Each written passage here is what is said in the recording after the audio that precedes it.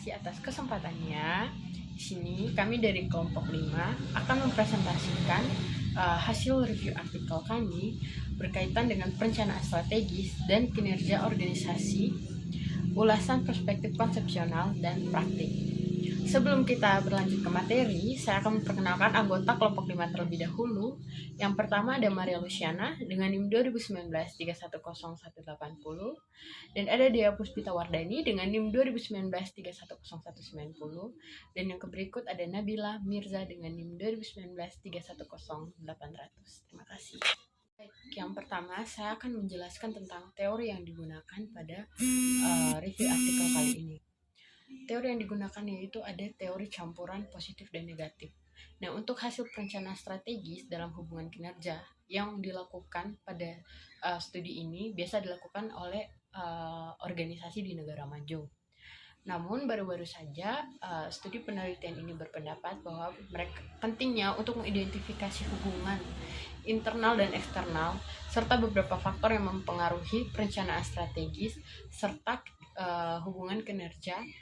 Karena seperti sebelumnya, tetapi penelitian ini hanya dilakukan secara terbatas untuk menemukan apakah hubungan tersebut terarah. Maka dari itu, proporsi untuk penelitian masa depan harus sejalan dengan pembenaran pada empiris.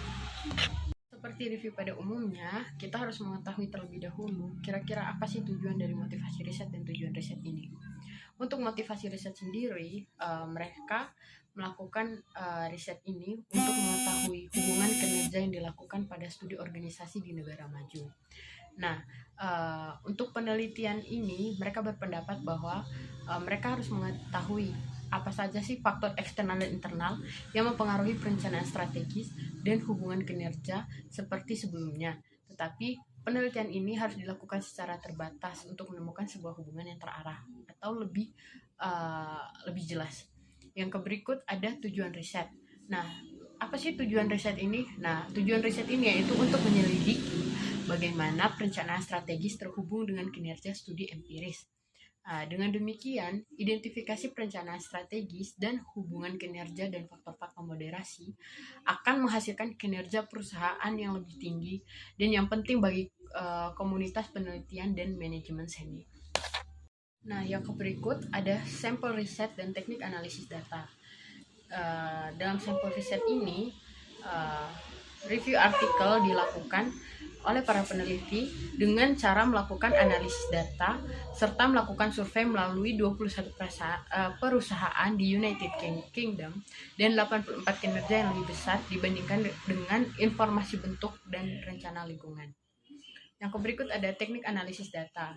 Untuk teknik analisis data, peneliti menggunakan komponen analisis untuk menguji perencanaan strategis dan pengaruh kinerja perusahaan dalam hubungan secara tradisional. Yang berikut akan dijelaskan oleh rekan saya. Terima kasih. Terima kasih atas kesempatannya. Saya akan melanjutkan dari rekan saya, yaitu hasil riset. Berdasarkan hasil penelitian, perlu bagi perusahaan untuk menganalisis lingkungan eksternal terkait dengan apa yang mereka lakukan, serta studi penelitian yang baru harus berfokus pada negara yang berkembang, terutama negara-negara Asia, sebagai penelitian terbatas yang telah dilakukan dalam konteks ini.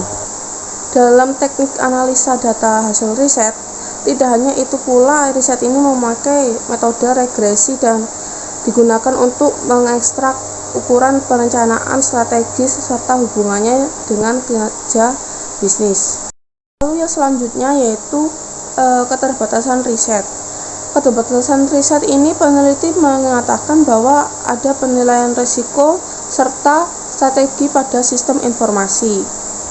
Dalam keterbatasan riset ini, sebelumnya perencanaan dan kinerja strategis formal telah dikritik karena menempatkan sedikit atau tidak ada penekanan pada organisasi atau pengaruh konseptual.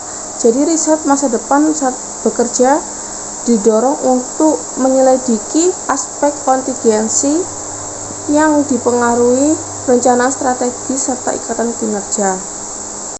Lalu selanjutnya yaitu perencanaan strategi perusahaan dengan balance scorecard pada Bank BRI, dan akan dilanjutkan dari rekan saya. Motivasi riset. Pada motivasi riset, perusahaan atau organisasi dituntut untuk dapat bertahan, bertumbuh, dan berkompetensi pada era ini, di mana banyaknya perusahaan belum menyadari akan pentingnya manajemen strategik yang akan menentukan keberadaan perusahaan di masa yang akan datang. Yang kedua yaitu tujuan riset, di mana tujuan tersebut dapat menganalisa proses perencanaan, strategi, dan pengaruh objektif yang dipilih dalam roadmap strategi Bank BRI. Ketiga, sampel riset. Dalam sampel riset, kita ditemukan review artikel, yaitu peneliti telah melakukan analisis data menggunakan total satu Bank BRI yang dikumpulkan dari total 10 pegawai Bank BRI, di mana dapat kita perkirakan dan kita bandingkan dalam rencana strategi serta kinerja Bank BRI. Yang keempat yaitu teknik analisis data, di mana teknik analisis data tersebut peneliti menggunakan dua komponen analisis data, yaitu dengan menyebarkan kuesioner serta wawancara langsung kepada pegawai Bank BRI. Kelima, hasil riset. Berdasarkan hasil riset atau hasil penelitian, perencanaan strategi dan kinerja keuangan di bank ditemukan bahwa intensitas dengan bank terlibat dalam proses perencanaan strategi serta memiliki efek positif yang secara langsung pada kinerja keuangan bank dan menengahi efek manajemen dan faktor organisasi pada kinerja bank. Yang terakhir, keenam, yaitu keterbatasan riset. Dalam keterbatasan riset, kinerja keuangan akan lebih tinggi ketika ada sedikit perbedaan antara jumlah, tempat, intensitas yang lebih besar. Sekian dan terima kasih. Wassalamualaikum warahmatullahi wabarakatuh.